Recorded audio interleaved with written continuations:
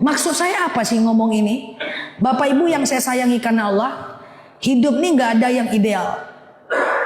Jika kita di usia 50-an, 60-an, akan banyak hal-hal yang tidak sesuai dengan keinginan kita. Contoh, izin minta maaf. Kadang-kadang anak udah dewasa tapi belum mandiri, bawa beban pikiran. Kadang-kadang menantu gak pernah ngunjungin kita, bawa lagi beban pikiran. Kadang-kadang lo anak kok gak pernah ke rumah ya, bawa lagi masuk lagi dalam file otak kita. Kadang-kadang loh kok menantu gak suka sama saya ya, padahal saya udah tua, masuk lagi dalam pikiran kita. Lah kita sakit kok anak gak datang ya ke rumah, masuk lagi dalam pikiran kita. Oh kok saya udah lama gak dikunjungin anak ya, sampai ada orang tua yang bilang tunggu mati aku dulu baru kalian datang, masuk lagi dalam pikiran orang tua.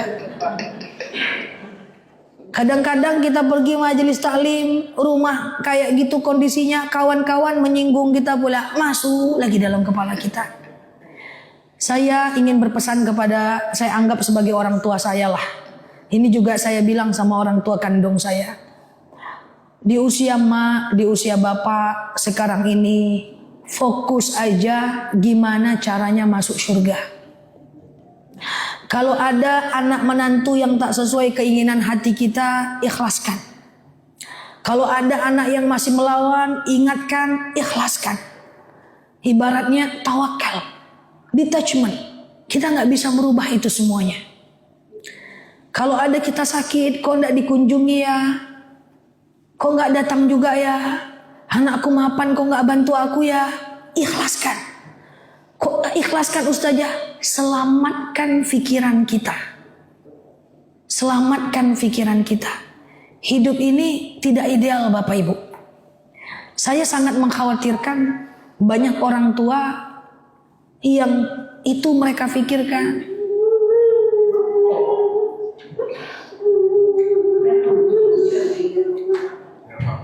Nggak apa-apa Bu. Iya.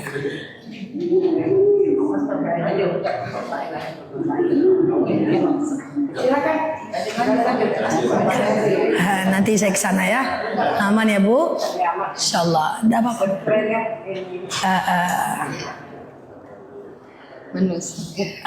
Iya, sabar ya. Aman ya Bu? Oke. Ikhlaskan.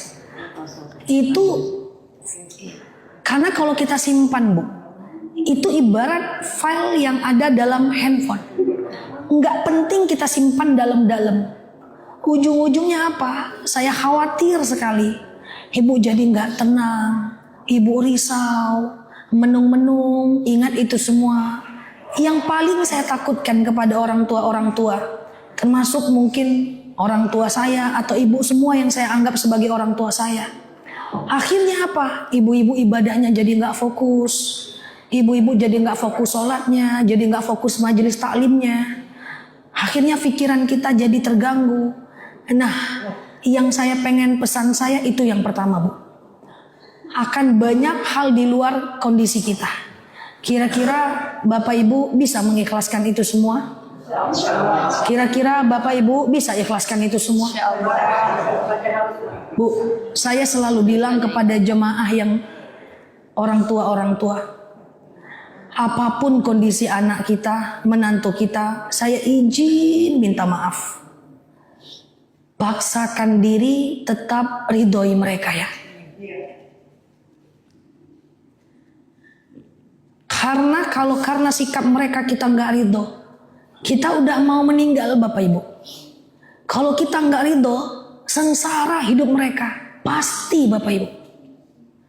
Ridullah ridul walidain, sukhtullah sukhtil walidain. Ridho Allah itu bergantung kepada ridhoan ibu-ibu dan bapak-bapak.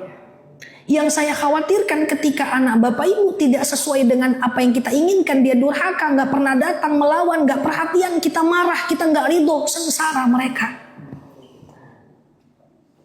Jadi itu yang saya khawatirkan Bapak Ibu. Jadi nggak apa-apa kalau ibu ada yang menangis, maafin saya. Insya Allah yang saya sampaikan ini, saya rasa ini penting karena sekali-sekali kita bertemu. Sehingga ibu-ibu yang udah di usia 60-an, 50-an itu bisa lebih tenang. Yang nggak penting itu dikeluarkan. Wah, yang ujian-ujian hidup tuh keluarkan semua dari handphone kita, dari kepala kita. Lalu kita akan lebih tenang. Kalau kita lebih tenang, insya Allah kan kita sebenarnya hidup bisa ya Bapak Ibu ya. Kita kadang-kadang juga nggak berharap anak ya Bapak Ibu ya. Kita masih ada uang secukupnya. Entah kita punya uang pensiun, entah dari kontrakan kita cukup ya. Kadang-kadang pengen sekedar mereka peduli tapi nggak juga gitu kan. Sampai ada orang tua yang ngomong sama saya kalau dia susah saya bantu dia. Kalau dia nggak datang nggak bawa apa-apa saya nggak apa-apa. Yang penting kalau dia susah saya kasih dia uang. Tapi datanglah.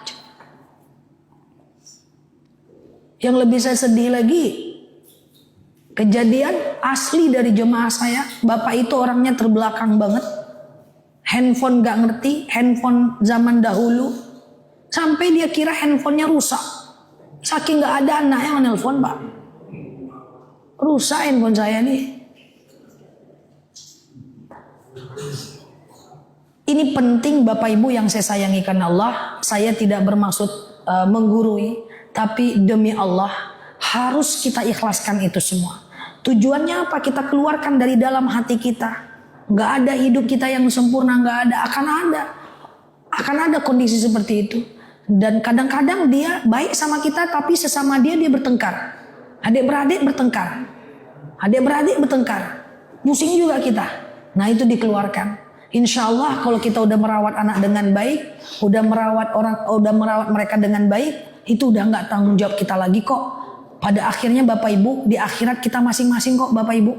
Ya selamatkan diri kita, jangan sampai terganggu ibadah kita karena pikiran-pikiran yang seperti itu. Itu kalau saya ngomong ke ibu-ibu. Nah kalau saya ngomong ke anak-anak beda lagi. Kalau mau selamat hidup antum, hanya satu kuncinya. Hormati kedua orang tuamu, maka dunia akan mengikutimu.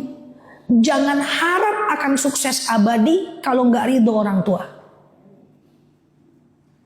Nah sekarang nih yang kita risau tuh anak-anak juga Bapak Ibu. Aduh, saya ini anak muda Bapak Ibu. Saya kadang-kadang ngobrol, temu dengan kawan-kawan Pak, dengan temannya ramah kali Pak. Apa kabar Say? Sehat? Kangen sama kamu Say? Udah lama kita nggak ketemu, kita kan bestie. Ramah betul dengan kawannya. Sama orang tuanya keras-keras suaranya. Tidak semua Bapak Ibu, tapi ini yang saya sayangkan. Karena kalau ada orang yang patut dimuliakan di dunia ini, orang tua dulu. Kalau ada orang yang patut dibayarin di dunia ini, orang tua dulu. Saya tidak akan pernah memfoto makanan kalau saya lagi sama teman-teman sebelum orang tua saya makan itu. Ini ada tempat makan enak, saya makan dengan teman-teman, saya ingat orang tua. Nanti saya bawa orang tua ke sini, baru tuh mau saya foto waktu saya muda-muda dulu Pak. Kalau enggak, keluarga saya belum cicip, saya tidak mau tunjukkan ke mereka. Sampai mereka saya ajak dan baru saya foto itu makan. Karena kalau ada orang yang wajib dimuliakan di dunia ini, orang tua dulu. Ya Allah Pak, memuliakan orang tua itu paling gampang sebenarnya. Tapi kadang banyak anak yang lupa. Ibu izin, kalau masih ada orang tuanya di rumah, coba tes nanti nyampe Palembang Bapak Ibu. Pergi ke toko burger, stick barbecue, daging impor tuh, coba pergi ke situ. Belikan stick pakai black pepper, barbecue, pakai mayones, kasih keju, kasih sama dia. Mak, Pak, ini buat mama. Apa kata dia? Apa nih? Kata dia kan. Nggak suka mama, kata dia kan. Oke lah, ini 200.000 harganya. Letakkan. Oke, kalau mama nggak suka, pergi keluar, cari tahu isi. Tahu isi tahu? Tahu bunting. Kasih. Kalau ini mau Mak, oh ini baru mantap. Lebih mudah mana membahagiakan orang tua daripada membahagiakan istri, daripada membahagiakan anak? Paling gampang membahagiakan orang tua.